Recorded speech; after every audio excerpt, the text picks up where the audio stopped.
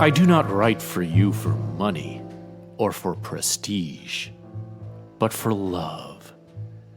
The strange, lingering love of a world wherein men may think in cool subtleties and talk in the language of almost forgotten cultures. You are listening to Filthy Armenian Adventures. So far as my material is concerned, I'm afraid I just get mine by going to places and taking down copious notes because I can't remember anything. Yes, but you're an experienced journalist. Well, I think it's the answer. Yeah. And then I learned my writing. Yeah, you can go to Las Vegas, and you can get Las Vegas in a few days, except the ice water. Right. Oh, yes, you complained about some in one of the meals my James Bond ordered in Las Vegas. I described the meal, and I didn't get him the waitress bringing the ice water the first thing. Wasn't that your complaint? Well, that amused me, because that's the first thing that happens in an American restaurant. I kicked it's a glass of ice water, put down by the waitress or the busboy. Yeah. Hello, dear friends. I am recording this from high up in the Sierras, at Mammoth Lakes, California. This is not one of the locations that Chandler depicted in his novels, although it does connect with me to Big Bear Lake, the kind of the local Mammoth of LA, which is just about as high in elevation. And Chandler was a bit of a nomad. I think he moved over 30 times in his life, usually just from one place to another in various parts of LA. What was that all about? So this shift in location is, I think, consistent with his spirit, with which I've been dwelling for so many months now. And before moving on to other topics, I wanted to share a little bit more of what I found. So today I will be reading some excerpts from his really entertaining and very, very smart and prescient letters. Last I looked, you can't really find the selected letters of Raymond Chandler in a new edition. I don't know if it's available right now. I don't know if it's in print. You can find it used. I found a weird galley copy at the Iliad bookshop, and I've been reading it with great delight, and I've plucked out some things in there on various topics: Catholics, communists, Jews, the writing life, his thoughts on Hemingway and Fitzgerald, his letters to Somerset Maugham, kind of various random things. I couldn't find in there the letter he wrote describing the art of college football, which I wish I could find. Somebody referred to it in one of the essays about Chandler, but it's not in the selected letters, alas. But I found some good stuff, and I will quote it to you, and in between I will play some excerpts of the only recording of his voice that exists, one made 6 months before he died for the BBC, in an interview between him and his acquaintance Ian Fleming. Steve was wondering in the last episode what Raymond Chandler's voice sounds like, and sure enough, we can hear it in this interview with Ian Fleming.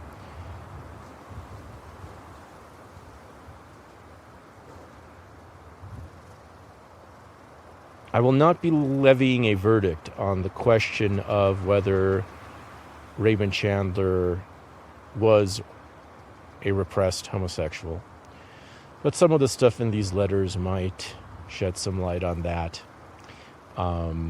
including one segment where he very astutely describes the phenomenon of homophobia, not of course using that word, since this is well before such a word I think was in any kind of currency, but it is an interestingly astute observation, like pretty much all of his observations.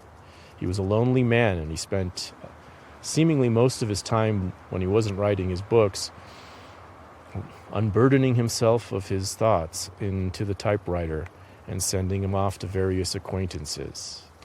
So here is a selection from the letters of Raymond Chandler. Also, I want to add, there's a letter in here about, there's a few lines in here about Alfred Hitchcock, which are, again, very prescient. And in the matter of the gay question, I think one might appreciate the fact that Alfred Hitchcock engaged him to write the screenplay, the first draft of the screenplay, for Strangers on a Train, the Patricia Highsmith novel. The screenplay was mostly, his first draft, it was a bad experience. He wrote it in 12, 14 weeks. He was very, very offended that Hitchcock never once took a phone call from him or consulted him during the entire process. He just sort of left him alone to write. And so he was constantly outraged at this and had a very bad experience. And then most of his script was discarded, apparently, although his name remains in the credits. He was kind of very annoyed about that. He wondered why on earth he was engaged to write a screenplay that was just going to end up becoming a much more Hitchcockian, a much more Hitchcockian product, regardless of what he did. And so he felt kind of wasted on it. But I do think there might be some speculation to be had as to why Hitchcock engaged him specifically to write the first draft of his top 2 most homosexual stories. Anyway, without further ado, here's a selection from the letters of Raymond Chandler.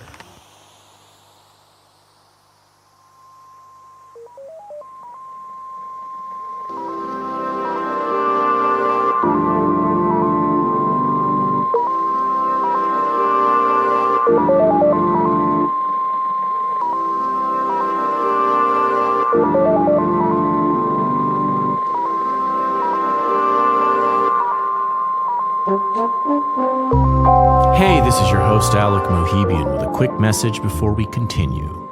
Based in that great but very troubled place, Hollywood, California, Filthy Armenian Adventures is an interdimensional travel program that takes you deep into the cultural mysteries of our time. In search of truth, in search of gold, in search of lost friends and unsung heroes, in search of John Galt's motor. This show is your antidote to the black pill. This is your guide to the places, the personalities, the ideas and creations the enemies of man don't want you to know. This is your techno-noir investigation into the good, the evil, and the God hiding under our noise. This is where you get the news before it breaks, before it blows, before it burns. The show is supported entirely by patrons at patreon.com/filthyarmenian. As a patron, you get access to twice as many adventures, including the most important ones, the ones with the real facts. Plus, regular brief smoke break spiritual reports on topics of the day. As a patron, you also get exclusive access to our Smash live events. Ask anyone who's attended one, and they will tell you it's an experience you'll never forget. It's very easy to keep Filthy Armenian Adventures alive. You can still listen to the show on your favorite app like Spotify or Apple, and you can do so with the pride that you're putting a little bit of money where your soul is. More patrons means more fuel, more topics, more investigations, more miracles, more secret locations, and forbidden territories around the world, and the world that is Los Angeles, our post-apocalyptic headquarters. It means we'll be able to track down more enchanting figures in the landscape, dare them to abandon their masks, and join our quest out of the darkness and into a golden age. Patreon.com/filthyarmenian. Thank you for being one of the good ones, and enjoy the show. The private detective of fiction is a fantastic creation who acts and speaks like a real man. He can be completely realistic in every sense but one, that one sense being that in life as we know it, such a man would not be a private detective. The things which happen to him might still happen to him, but they would happen as a result of a peculiar set of chances. By making him a private detective, you skip the necessity of justifying his adventures. The only public school man who could make a real detective would be the public school man in revolt, like George Orwell. I regard psychiatry as 50% bunk, 30% fraud, 10% parrot talk, and the remaining 10% just a fancy lingo for the common sense we have had for hundreds and perhaps thousands of years, if we ever had the guts to use it. Being like all of those who have worked in Hollywood, somewhat of a connoisseur of the damp fart, I placed Mr. Edmund Wilson high on the list. His careful and pedestrian, and sometimes rather intelligent book reviews misguide one into thinking there is something in his head besides mucilage. There isn't. I have peculiar ideas about titles. They should never be obviously provocative, nor say anything about murder. They should be rather indirect and neutral, but the form of the words should be a little unusual. An age which is incapable of poetry is incapable of any kind of literature except that cleverness of a decadence. The boys can say anything. Their scenes are almost tiresomely neat. They have all the facts and all the answers, but they are little men who have forgotten how to pray. As the world grows smaller, so the minds of men grow smaller, more compact, and more empty. These are the machine minders of literature.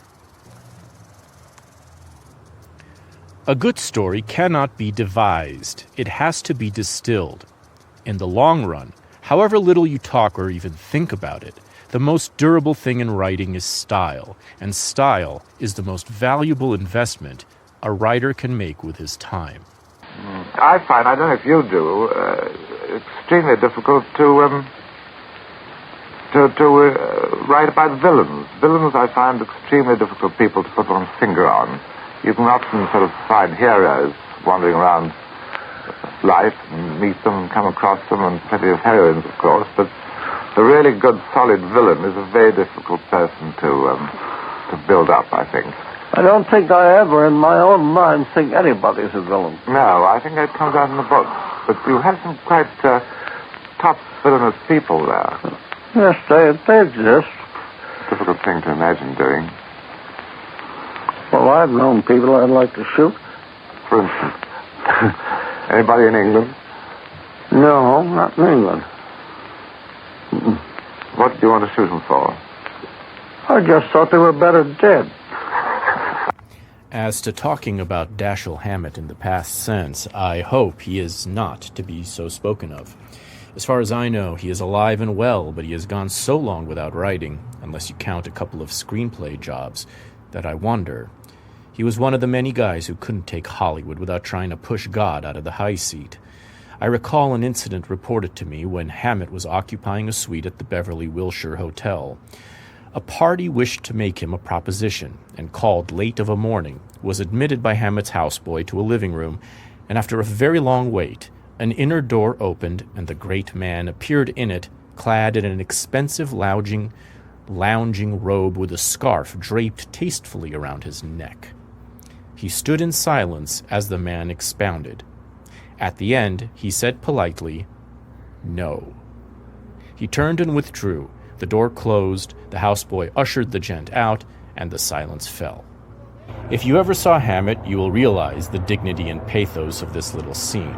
He is a very distinguished-looking guy, and I imagine he could say "no" without perceptible trace of a Brooklyn accent. I liked him very much. It was a great pity that he stopped writing. I've never known why.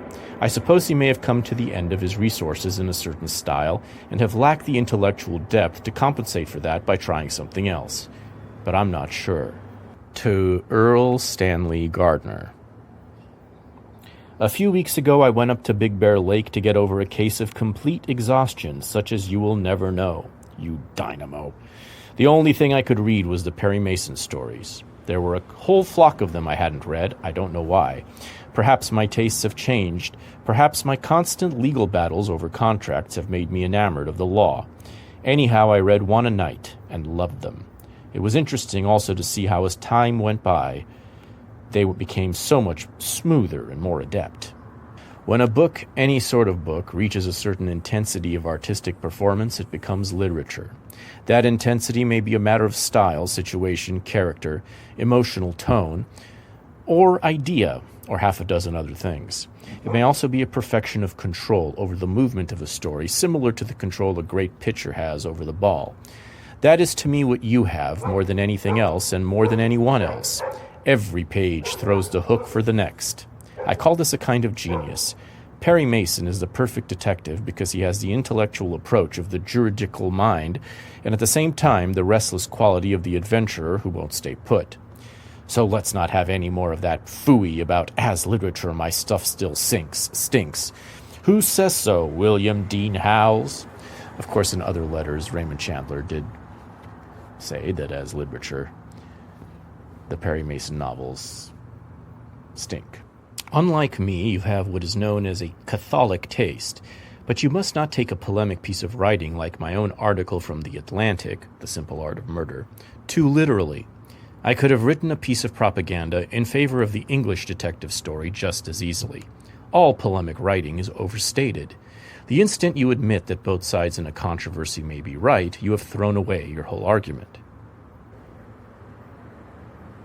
I did not invent the hard-boiled murder story, and I have never made any secret of my opinion that Hammett deserves most or all of the credit. Everybody imitates in the beginning, what Stevenson called playing the sedulous ape. I personally think that a deliberate attempt to lift a writer's personal tricks, his stock in trade, his mannerisms, his approach to his material, can be carried too far, to the point where it is a kind of plagiarism and a nasty kind because the law gives no protection. The law recognizes no plagiarism except that of basic plots. Since Hammett has not written for publication since 1932, I have been picked out by some people as a leading representative of the school. This is very likely due to the fact that The Maltese Falcon did not start the high-budget mystery picture trend, although it ought to have. Double Indemnity and Murder My Sweet did, and I was associated with both of them. The result is that everybody who used to be accused of writing like Hammett may now be accused of trying to write like Chandler. Every now and then I get a shock by seeing myself through other eyes.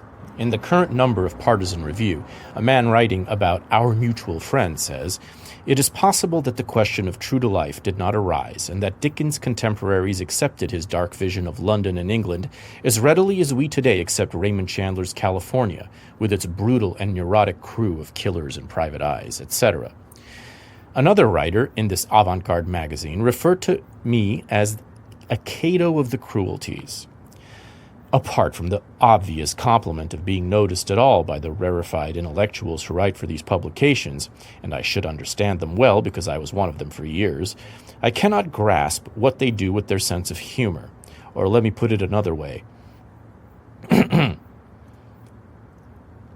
Why is it that Americans, of all people the quickest to reverse their moods, do not see the strong element of burlesque in my kind of writing?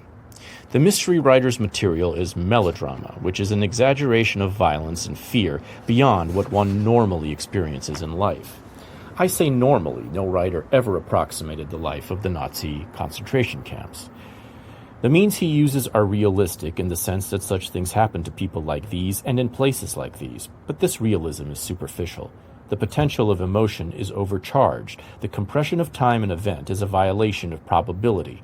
And although such things happen, they do not happen so fast and in such a tight frame of logic to so closely knit a group of people. But again, to go back to villains, because the difficulty is in writing about a man such as the people you describe, is to be certain oneself and to be able to persuade the reader that the man is not to be pitied for being a sick man.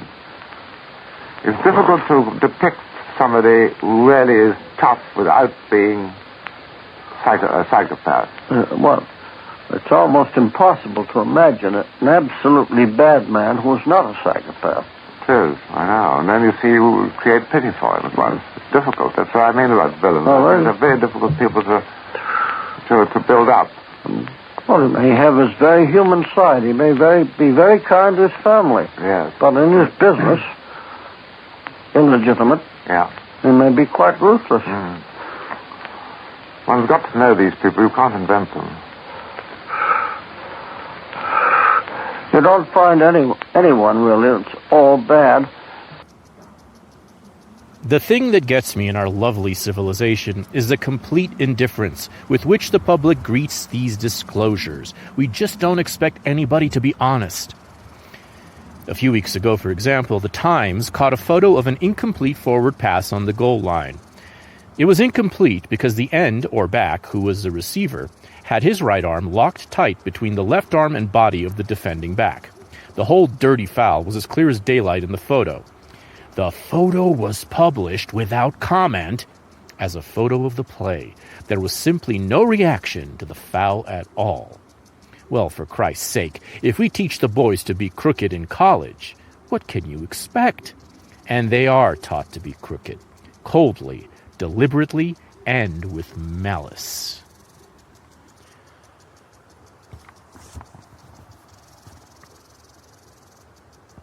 I suppose the weakness, even the tragedy, of writers like Hemingway is that their sort of stuff demands an immense vitality, and a man outgrows his vitality without unfortunately outgrowing his furious concern with it.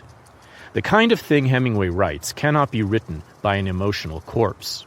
The kind of thing Connolly writes can and is. It has its points. Some of it is very good, but you don't have to be alive to write it. That's about the critic Cyril Connolly.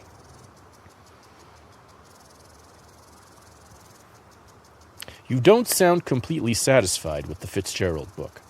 I'm sad about that because Fitzgerald is a subject no one has a right to mess up. Nothing but the best will do for him. I think he just missed being a great writer, and the reason is pretty obvious. If the poor guy was already an alcoholic in his college days, it's a marvel that he did as well as he did. He had one of the rarest qualities in all literature, and it's a great shame that the word for it has been thoroughly debased by the cosmetic racketeers, so that one is almost ashamed to use it to describe a real distinction. Nevertheless, the word is charm. Charm as Keats would have used it. Who has it today? It's not a matter of pretty writing or clear style. It's a kind of subdued magic, controlled and exquisite, the sort of thing you get from good string quartets. Yes, where would you find it today? This is to his agent about Somerset Maugham, who he admired a lot, and who he asked for a signed copy of his book Ashendon, and received. And this is his response to his agent. And later there will be a letter to Maugham himself. Of course I'll write to the old boy, trying not to be too deferential on the one hand nor too clubby on the other. I have a feeling that fundamentally he is a pretty sad man, pretty lonely.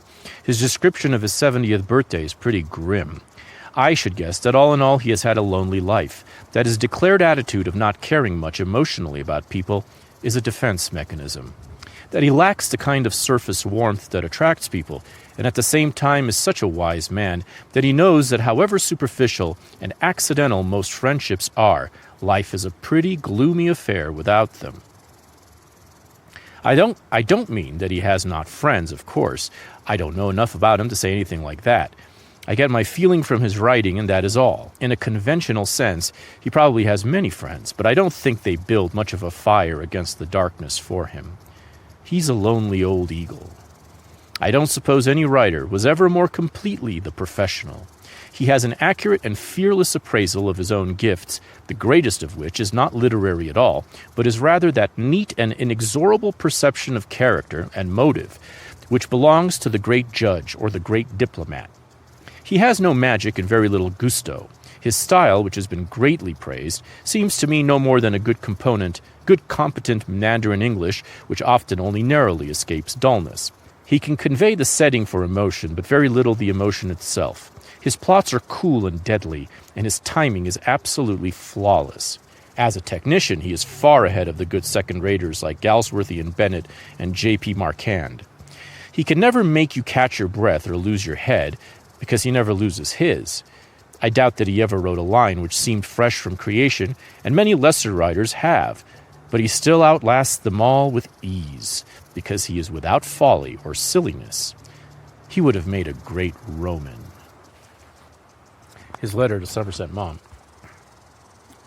Dear Mr. Maugham, in passing, but apparently not lightly enough, I mentioned to Jamie Hamilton that if I knew you, which was extremely unlikely, I should ask you for an autographed copy of Ashenden, and that this would be the only time I asked for or even desired such a thing from any author. But a suggestion to Jamie is as electric as a kick in the teeth to some people. The book now arrives with a very handsome inscription, for which I can only wish in vain that I might thank you in words as graceful and unique as the person to whom they would be addressed. But, disdaining not to strike an attitude, I can only thank you quite simply and say that the nearness of your name to mine on the title page of a book is as near as I am likely to get to distinction, and a good deal nearer than I deserve. Why Ashenden rather than something you probably value much more highly? Because I am a bit of a connoisseur of melodramatic effects, and because Ashenden is unique. However great a novel you may claim, or others may claim for you, there are other great novels. There are not other great spy stories, none at all. I have been searching, and I know. It's a strange thing. The form does not appear so very difficult. Evidently, it is impossible. There are a few good tales of adventure with a spying element, or something of the sort, but they always overplay their hand. Too much bravura, the tenor sings too loud. They are as much like Ashenden as the opera Carmen is like the deadly little tale that Mérimée wrote. I think it's rather a pity that somewhere along the line, seeing you have had time for so many things, you did not write a detective story. Not only would it have given us something to shoot at, but it would have quieted my long annoyance with those who gabble about the classic detective story. We should have had at least one specimen to which the term might be applied without idiocy. To the esteem in which you are held I can add nothing, but I can be grateful for the kindness. Now, do you think, so far as heroes are concerned, because your hero, Philip Marlowe, is a real hero. I mean, he behaves in a heroic fashion. My leading character, James Bond, I never intended to be a hero. I intended him to be a sort of blunt instrument wielded by a government department who would get into bizarre and fantastic situations and more or less shoot his way out of them, get out of them one way or another. So I think he's on the whole you ought to. Man. You ought to, I know, because then he would have more. I certainly write about him with more feeling and more kindness, probably. I think you did in Casino Royale. Do you? Yes. Well, yes, he had some emotions at the end when the girl died, but that... well, that's all right. A man in his job can't afford tender emotions. Well, that's what I feel. He feels them, but he has to quell them. Yes. On the other hand, Philip Marlowe feels them and speaks about them. He's always confused. He is, isn't he? He's like me. As for Stranger in the Land, I thought it well written in a negative, anonymous sort of way, but the subject repelled me. There ought to be a good novel in homosexualism, but this isn't it. It is much more honest than Fall of Valor, which sounded faked to me, but I don't seem to be much interested in the homo's problem in society. What I think would be interesting would be a picture of the peculiar mentality of the homosexualist, his sense of taste, his surface brilliance often, his fundamental inability to finish anything. Connolly has some good remarks on this in Enemies of Promise, but I forget just what he says. I can't take the homo seriously as a moral outcast. He's no more that than the other rebels against a sanctimonious and hypocritical society. There is no more disgusting spectacle on earth than the businessman at a stag smoker, and this is just the type of man who would come down hardest on the abnormal. The difficulty of writing about a homo is the utter impossibility of getting inside his head unless you are one yourself. And then you can't get inside the head of a heterosexual man. If you ever read the cross-examination of Wilde by Edward Carson in the suit against Queensberry, I think you are bound to admit that here were two people shouting across oceans of misunderstanding.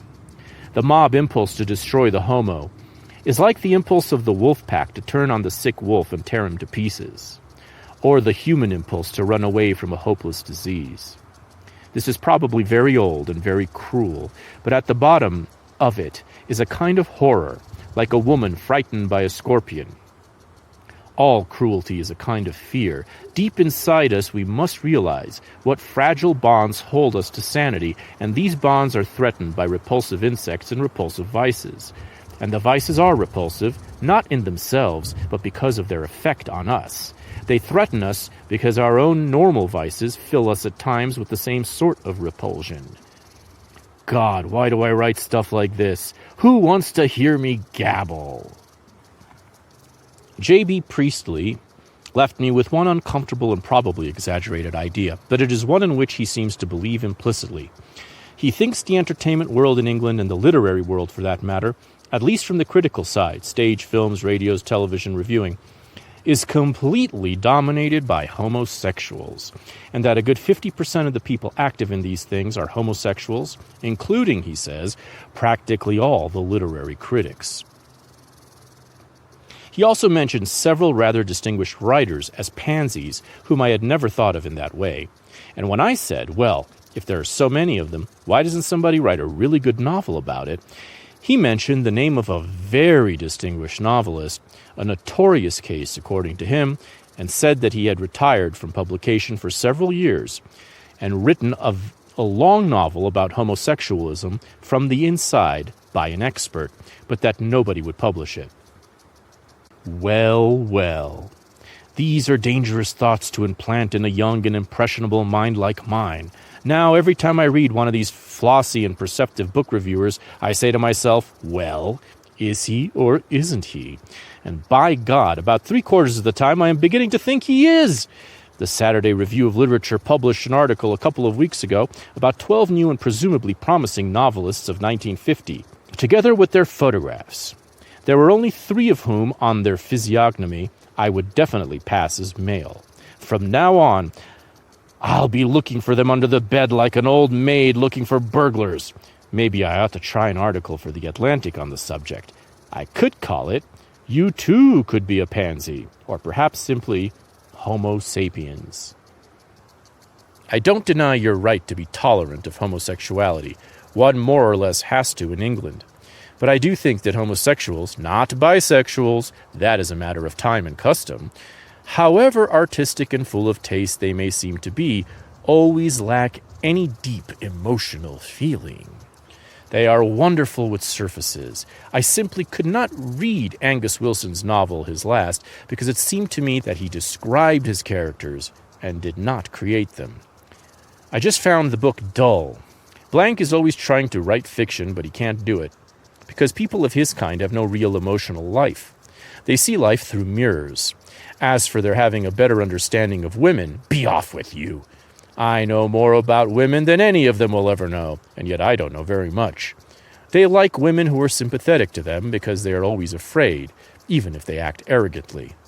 Their physical bravery was proved in the war, but they are still essentially the dilettante type. Some of them, like Isherwood, are very likable. Some of them are repulsive. My wife hated them, and she could spot one just by walking to a room full of people. But I am not ashamed to be a lover of women. The difficult thing to make another person understand is that I have a code, that I adhere to it, that I have always adhered to it. There was a time in my life as a young man when I could have picked up any pretty girl on the street and slept with her that night. Bragging again, but it is true. I didn't do it because there has to be something else, and a man like me has to be sure he is not hurting anyone, and he can't know that until he knows more about her. There are lots of cheap women, of course, but they never interested me. There are women who are inaccessible, and I can tell that in 5 minutes. I always could. There are women who could be had tomorrow night, but not tonight. That I know also. There are women who, for one reason or another, would give themselves wrongly and who would feel awful about it the next morning. That also I had to know. Because one doesn't love in order to hurt or destroy. There were girls who could have been scarred for life by giving way to a normal human impulse, but not by me. If by someone else, I expect I couldn't help it. There were girls who didn't care, but for them I didn't care either. I don't know whether it is a talent or a curse, but I always know. I don't know how I know, but I could give you specific instances in which, against all the outward appearances, I knew. Sometimes this haunts me. I feel as though I must be an evil man that this intuition has given to me only to destroy me. But I guess I don't mind being destroyed very much anymore. After all, I was a loving and faithful husband for almost 31 years, and I watched my wife die by half inches, and I wrote my best book in the agony of that knowledge, and yet I wrote it. I don't know how. Oh, that's one of my faults. I recovered too quickly. Well, I know. Well, because I know what it is to be banged on the head with a revolver. But the first thing you do is vomit. It is, Mm-hmm. Yeah. Well, there you are. See, that's already getting violent and unattractive and so on. Yes. The truth is like that, you see. And while I think there's certainly a criticism of my books that it comes in too often, I think my so-called hero has got to suffer before he gets his prizes at the end of the book. Yes, he's got to suffer a little, that's true. Yeah. But... not too much. Well, he doesn't get hurt in the next book, which I've just written. Much. Have you? Yeah. What's it called? It's called Goldfinger. Which? Goldfinger. How can you write so many books with all the other things you do? Well, I sit down and I have 2 months off in Jamaica every year. That's sort of in my contract with the Sunday Times. And I sit down and I write a book every year during those 2 months. And then I bring it back. I can't write a book in 2 months. Well, but then you write better books than I do. Well, maybe or maybe not, but I still can't write a book in 2 months. The fastest book I ever wrote, I wrote in 3 months. Yes. Well, Seamanall writes them in about a week or 10 days. Mm-hmm. And so could Earl Stanley Gardner. Yes. In fact, or Edgar Wallace. Yeah. You know the story about Edgar Wallace going to Hollywood, and they asked him if he would write an original story for a screenplay. And they expected him to take about 6 weeks. This was on a Friday. He was back on Monday with it finished. Well, I hope they paid him for the whole 6 weeks. Well, I think it's a flat sum. Well, I'm glad to hear it. There seems to be a general feeling about Hitchcock that he has shot his wad, but that is always a dangerous assumption with a man of any talent. That was written in 1950, after sending in his first draft of Strangers on a Train. But all of this doesn't mean that I am lacking in respect for a lot of the people who do very good work in Hollywood, and try to do good work even when they can't do the best. After all, the intrigue and backbiting are no worse than they would be in most big corporations or in the higher echelons of the civil service. A couple of non-Semitic writers and myself were once discussing what a bunch of bastards they are, and one of them remarked cogently, well, after all, the Jews know how to pay for what they get. If a bunch of Irish Catholics were running the motion picture business, we'd be working for $50 a week. Nor do I think there is any feeling against me as an anti-Semitic. After all, I dealt with dozens and dozens of Jews in Hollywood, and was never accused by any of them of any such feeling. The people who do raise the point belong to that extreme fringe who resent anyone's using the word Jew at all. Some of my most stalwart supporters are Jewish. My favorite doctor is Jewish.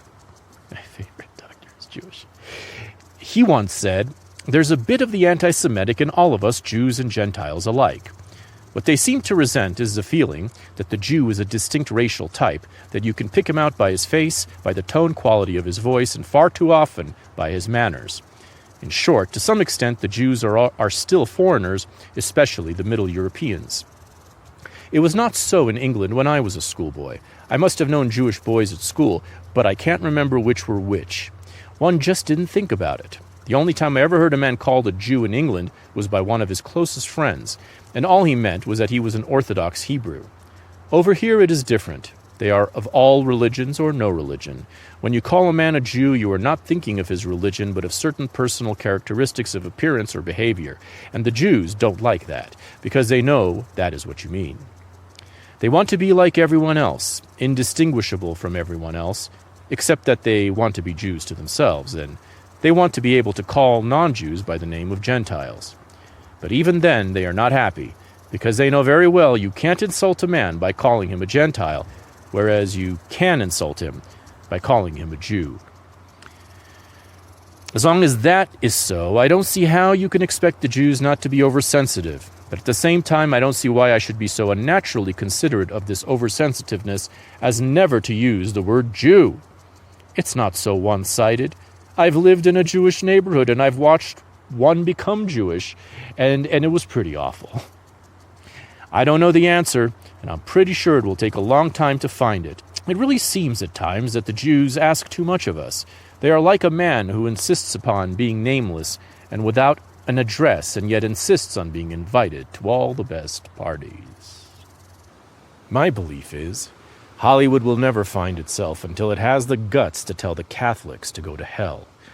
I hope I am not being offensive, but I believe, and I believe they know it, that the political power of the Catholic Church is an evil thing, that it is used without scruple or fairness for only one purpose, to maintain that power, and that all the rest of the poppycock they talk is just for smokescreen. Your man, your hero, Philip Marlowe, is he based on, more or less, on yourself, so to speak? I mean, I see a certain, in fact, I see a distinct relationship between you and Philip Marlowe. Oh, not deliberately. No, but if so, it just happened. One writes what one knows, of course. Well, my chap, I suppose he's got some foibles that I've got, but I wouldn't have said he had any relation to the person I think I am, but there it is. Can you play baccarat as well as he can? Not as well, no. I'd like to be able to. I love it. I love gambling. Oh. I don't enjoy gambling at all. It's the only vice I don't possess. Oh, come. There are plenty left, aren't there? Well, it is the only vice I don't possess. I have no interest in gambling. No. Would you say that there are any sort of basic differences between the English and the American thriller? Oh, yes. Except for a few exceptions, like... well, I shouldn't say except for a few exceptions. It's a bad tautology, isn't it? Like yourself. Mm-hmm. And there are a few. The American thriller is much faster paced. Yes. We've got into a rather sort of tea and muffin school of writing here, I think. The people, the policemen are much too nice and always drinking cups of tea and... Over here in London, I am not regarded as a mystery writer, but as an American novelist of some importance. I won't say how important, because the percentage varies. A thriller writer in England, if he is good enough, is just as good as anyone else. There is none of that snobism which makes a fourth-rate serious novelist without style or any real talent superior by definition to a mystery writer who might have helped recreate a whole literature. People, well-bred English people, come to me in this rather exclusive hotel and introduce themselves, and thank me for the pleasure my books have given them. I don't think somehow we shall ever reach that status in America. Certainly not in my time. I'm afraid our instinct for classification is too strong. I'm afraid our fundamental intellectual ignorance is too great. If it isn't a small bestseller or a book club selection, the hell with it. I agree that too many mysteries are mediocre, but too many books of every kind are mediocre by any exacting standards. But let us never accept the point of view that mysteries are written by hacks. The poorest of us shed our blood over every chapter. The best of us start from scratch with every new book. Hacks are people who do with facility something which they know is not worth doing, but which they do for the money. No mystery writer I have ever met ever thought what he was doing was not worth doing. He only wished he could do it better. I happen to have been one of the lucky ones, and believe me, it takes luck. The mystery novel must be credibly motivated, both as to the original situation and the denouement. It must consist of the plausible actions of plausible people in plausible circumstances, it being remembered that plausibility is largely a matter of style. This rules out most trick endings and the so-called closed circle stories, in which the least likely character is forcibly made over into the criminal without convincing anyone. It also rules out such elaborate mise-en-scene as Christie's Murder in the Orient Express, in which the whole setup for the crime reveals such a fluky set of events that nobody could ever really believe them. Here as everywhere, of course, plausibility is a matter of effect, not of fact, and one writer will succeed with a pattern which in the hands of a lesser artist would just seem foolish. To Charles W. Morton, the editor at The Atlantic Monthly, I do not write for you for money or for prestige, but for love, the strange, lingering love of a world wherein men may think in cool subtleties and talk in the language of almost forgotten cultures. I like that world, and I would on occasion sacrifice my sleep and my rest, and quite a bit of money to enter it gracefully. Do you think I want money? And as for prestige, what is it? What greater prestige can a man like me, not too greatly gifted but very understanding, have than to have taken a cheap, shoddy, and utterly lost kind of writing, and have made of it something that intellectuals claw each other about? My experience with trying to help people to write has been limited, but extremely intensive. I have done everything from giving would-be writers money to live on, to plotting and rewriting their stories for them, and so far I have found it to be all waste. The people whom God or nature intended to be writers find their own answers, and those who have to ask are impossible to help. They are merely people who want to be writers. As a very young man, when Shaw's beard was still red, I heard him lecture in London on art for art's sake, which seems to have meant something then.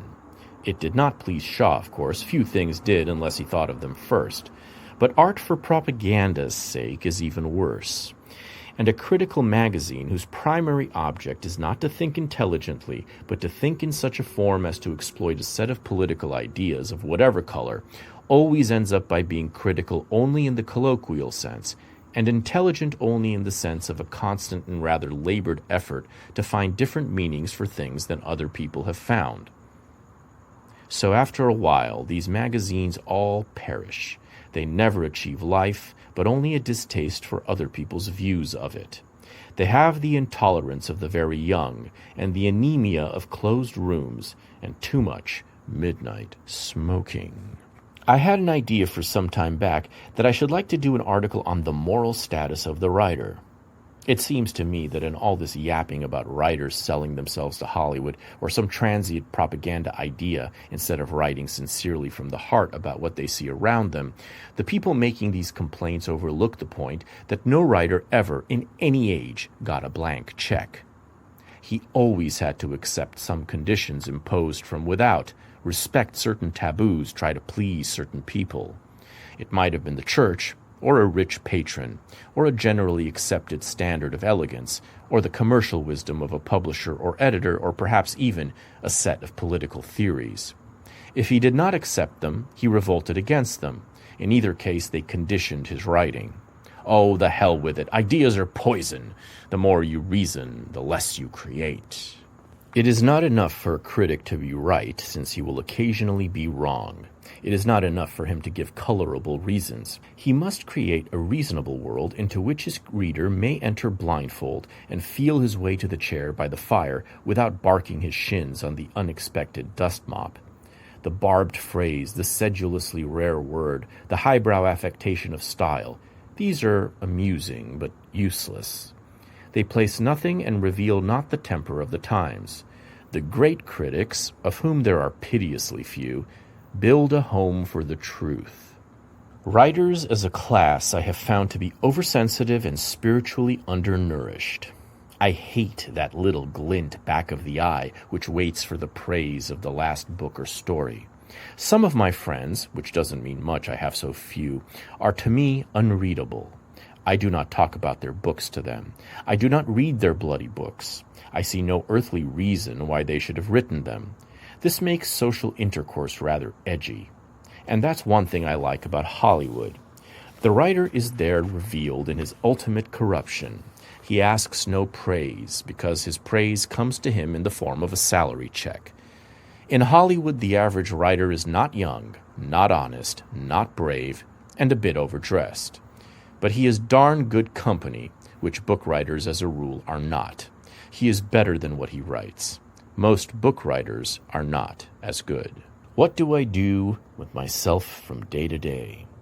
I write when I can and I don't write when I can't, always in the morning or the early part of the day. You get very gaudy ideas at night, but they don't stand up. I found this out long ago. It ought to be pretty obvious to you that I do my own typing. When we came down here to live, I got a dictaphone outfit and dictated script into that, but I never use it for fiction. Almost all dictating writers suffer from logorrhea. When you have to use your energy to put those words down, you are more apt to make them count. I'm always seeing little pieces by writers about how they don't ever wait for inspiration. They just sit down at their little desks every morning at 8, rain or shine, hangover and broken arm and all, and bang out their little stint. However blank their minds or dull their wits, no nonsense about inspiration from them. I offer them my admiration and take care to avoid their books. Me? I wait for inspiration, although I don't necessarily call it by that name. I believe that all writing that has any life in it is done with the solar plexus. It is hard work in the sense that it may leave you tired, even exhausted. In the sense of conscious effort, it is no work at all.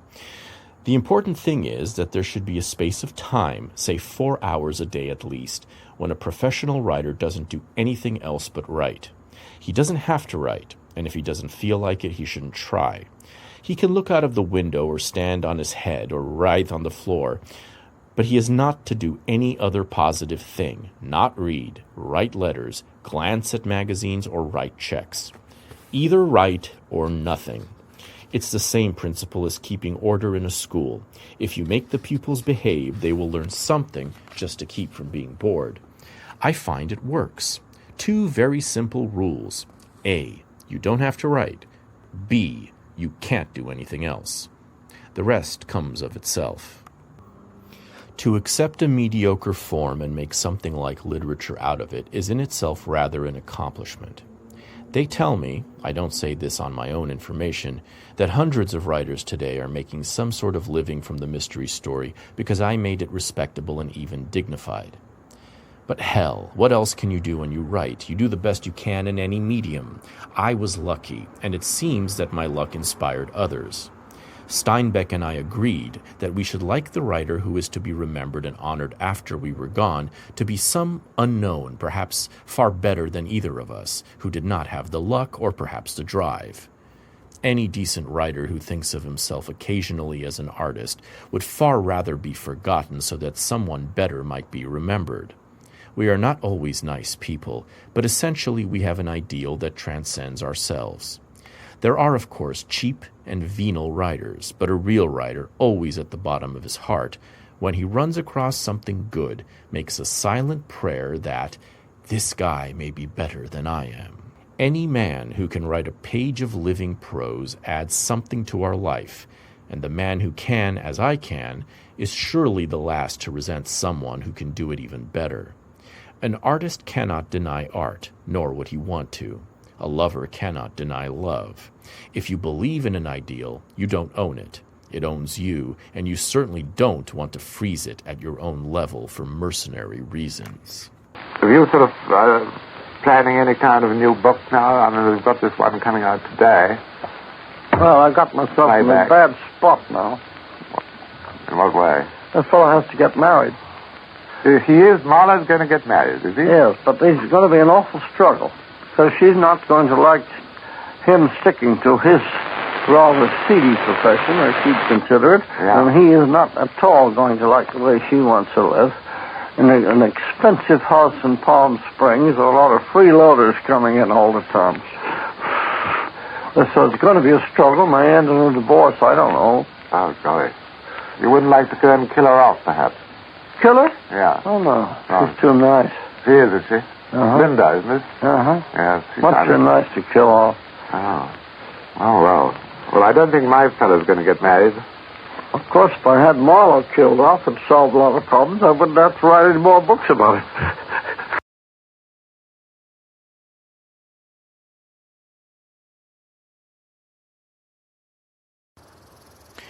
I am one of those who do not believe in personal immortality since I see no reason for it.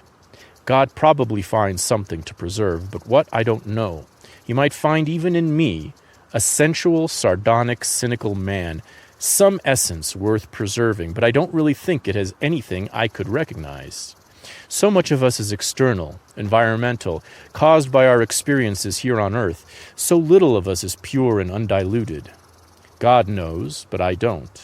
I share your antipathy to dogmas, but more than that, I will just not surrender my right to examine, to dissect, to question. Creo quia impossible seems to me just one of those devices the Catholic hierarchy is too clever at, and yet, taking it broadly and admitting the many corruptions, the Catholic religion is the only one in our world, I'm not considering the religions of the East, which really lives. The Church of England and our Episcopalian Church here live in individual priests, but not as a faith. Its services have beautiful words, which it didn't write, and many of its priests are fine people, but the faith itself is barren and tired. I ought to apologize for my typing, but I have 3 fingers bandaged, and that makes me clumsy. Your theory of poetry may be right. I don't know. I have no theories about writing. I just write. If it doesn't seem to me to be good, I throw it away. There's a certain quality indispensable to writing from my point of view, which I call magic, but which could be called by other names. It is a sort of vital force. So I hate studied writing, the kind of thing that stands off and admires itself. I suppose I am a born improviser. I calculate nothing in advance, and I believe that whatever one may have done in the past, one always starts from scratch. Damn, I said this before. Eventually, I'm afraid, even in England, the scoundrels will inherit the revolution. They always have, where the revolution was real and internal, not a revolt against a foreign domination. And that, to dispose of the subject, is where I can't class the Catholic Church with the communists. The Catholic Church, in spite of its sins and its hypocrisy and its politicking and its fascist tendencies and its nasty, unprincipled use of the boycott, is capable of internal dissension and growth without liquidation of its best elements. It can tolerate heresy, and it is not afraid to go abroad among the heathen. It proselytizes constantly, but it does not shoot people in the back of the head because they are 48 hours behind the party line.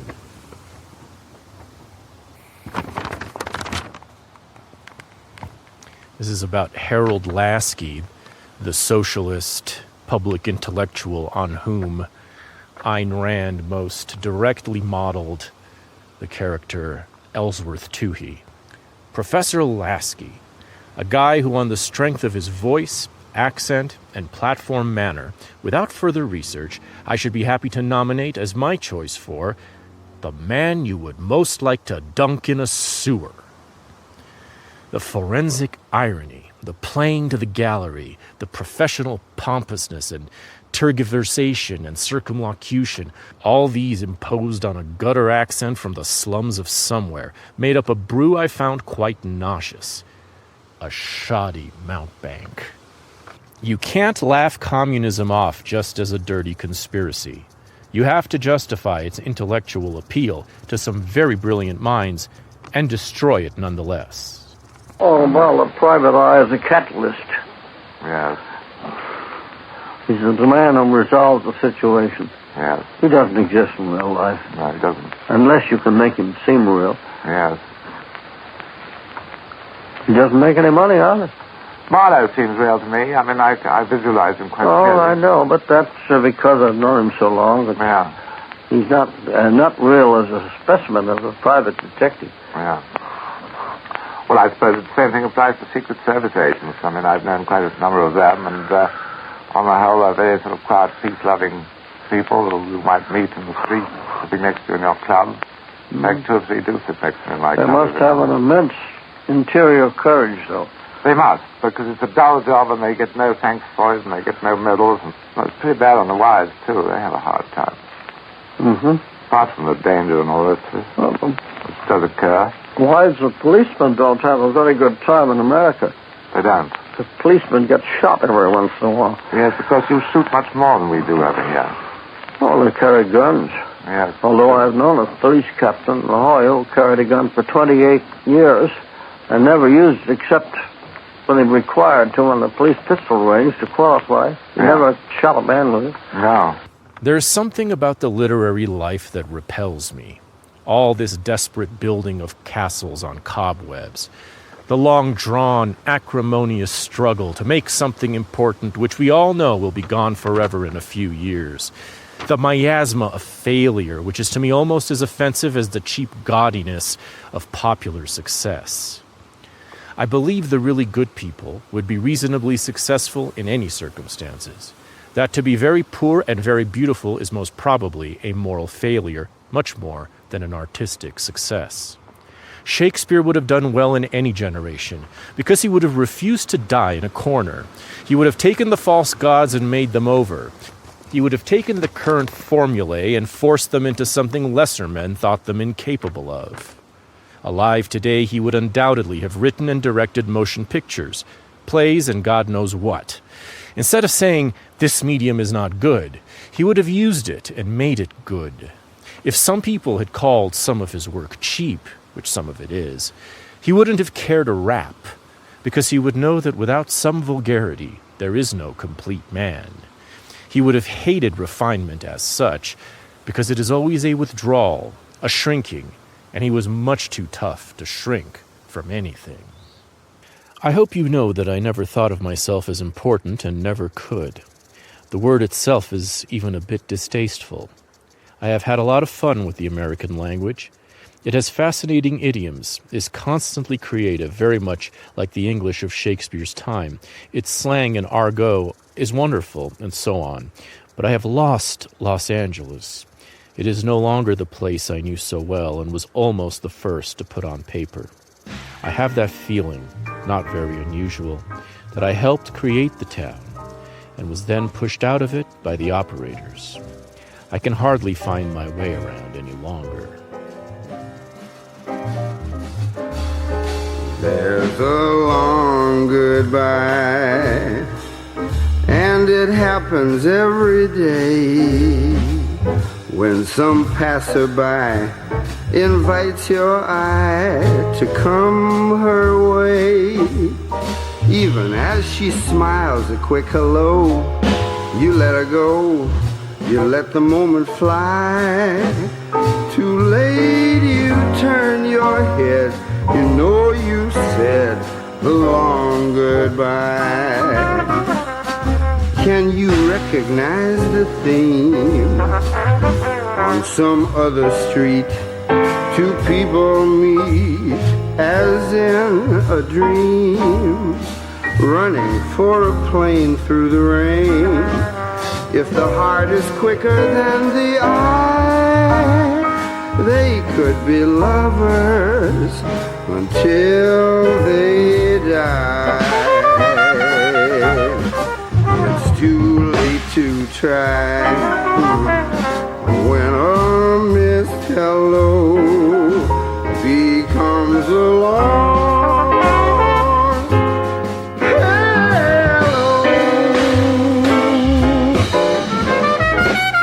This episode of Filthy Armenian Adventures was recorded solo in Mammoth Lakes, California.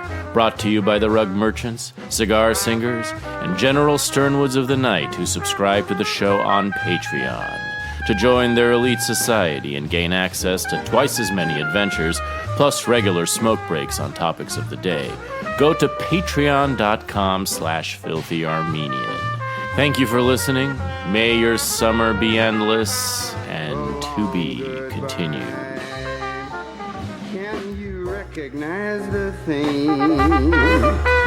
On some other street, two people meet as in a dream, running for a plane through the rain.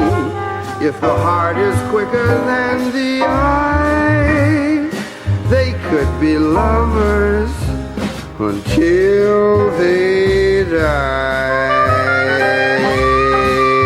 It's too late to try when a missed hello becomes a long goodbye.